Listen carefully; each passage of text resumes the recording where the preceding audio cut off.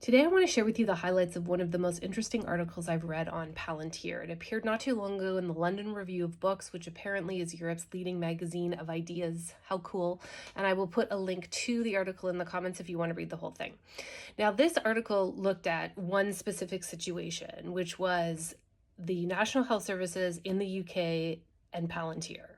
So the contract that the NHS got, how it got it, the results and actual usage that have stemmed from that contract. So it's only Palantir, NHS, and the product they designed for the NHS called the Federated Data Platform, or FDP. That's all this article looked at. But it's really easy to start to make some connections, for me at least, between other articles I've read and what this article describes. So the first part of the article talks about what they call Palantir's unrivaled political access, that Palantir was willing to spend more on political access than almost all of its British and continental competitors.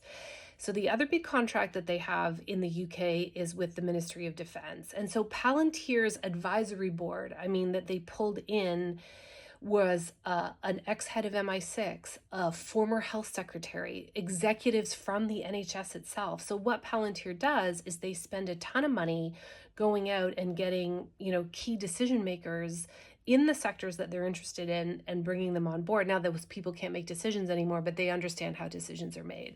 Palantir's willing to spend a lot of money on this. And what comes out in this article is that may be Palantir's superpower.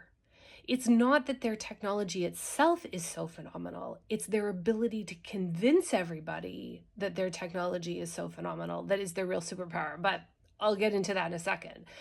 So despite, quote, having no real history of working with health data, Palantir began positioning itself as the go-to expert and used every form of influence they could. So the NHS contract was designed with requirements that Palantir had already built. They would have screenshots of Palantir app interface and then just gray out the word Palantir and say, this is what you need to be able to provide if you're going to win this contract. So I saw that in government too. The RFP was very much designed so that really nobody had a chance but Palantir. So that was the first influence, right? It's not just buy the product, it's design the RFP so that we are the only product out there who's going to meet those specifications. Then the article gets into so they got the contract, they built this FDP, then what? Well, it turns out that it's not actually any good. Now, I'm not saying none of their products are any good or any other instantiation of their product isn't any good. What I'm saying is specifically in this article, it describes how the Palantir product that was created for the NHS isn't very useful for many parts of the NHS. So it looks like there's maybe 225-ish trusts in the NHS. Only 60% of the total, so 139 trusts, have actually gone live on this FDP platform. So only 60% have actually logged in. But of those, 52 hadn't used a single app over the previous 12 months. So the usage is really low. Now, why is the usage low? It's because the program doesn't provide what the trust needed to provide. So they interviewed two bigger trusts, they say Leeds and Manchester. And the Leeds had developed their own system because for them, Palantir was a step down. They said we would lose functionality rather than gain it if we adopted Palantir's FDP. The Manchester Trust as well went out and built their own bespoke system using partly Microsoft Azure and some other software from smaller specialists. They say they can match anything the Palantir FDP can do. So they don't bother using it because they've built a system that works better for them.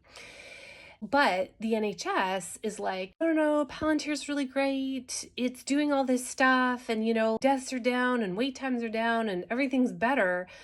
But then the article says that the UK Statistics Authority, and man, that sounds like a group I wish we had in Canada, but they're actually investigating NHS England's use of statistics to promote the FDP. The statistics aren't matching what's actually happening within the NHS.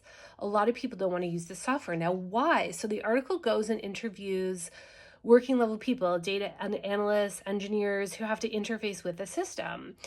And one of them said that it's become a tribal power struggle at the senior level. Analysts and developers are being told to aggressively press ahead with the deployment, despite the fact that we are giving very honest feedback that the FTP in its current state cannot do what the organization needs.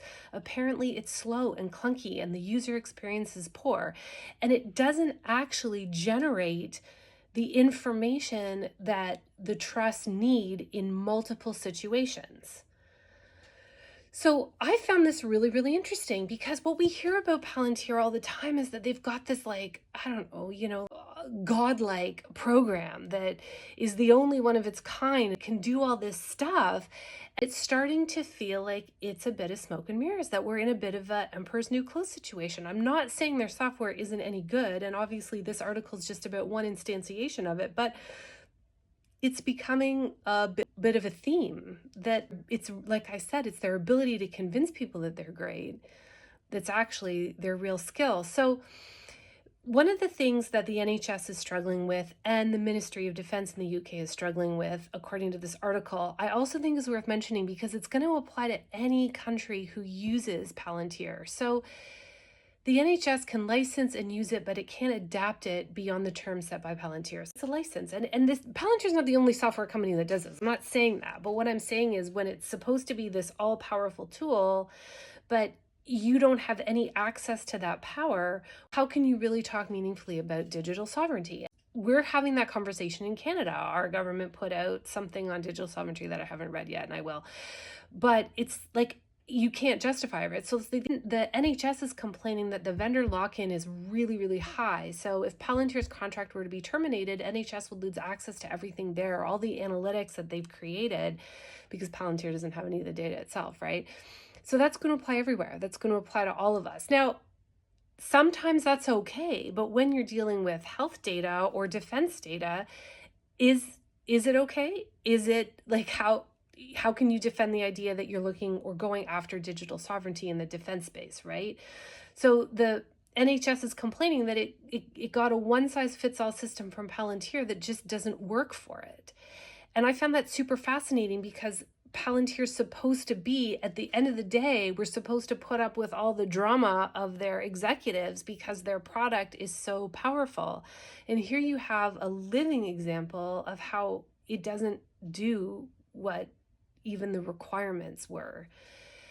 But the one of the executives or generals in the Department of Defense or Ministry of Defense in the UK says that changing the supplier would involve a rebuild of the underlying data analytics architecture. So this is, I'm sure, what Canada's facing. Is it like, are we now in this situation of sunk costs, right? We can't get rid of Palantir, because then we get rid of the underlying stuff that we've created, because we don't own any of it. But when it comes to defense, isn't that one file that you really think, hey, maybe we should have complete control over all of the information in it and all of the analytics that are produced? So the last thing I'm going to point out is the article makes a really interesting point about that there are alternatives to Palantir. You can build your own bespoke systems like the Manchester Trust did, but also that Estonia, now anybody who works in cyber, Estonia is like the global leader in everything cyber. They are super cool. They have developed X-Road, and they've made it open source and free.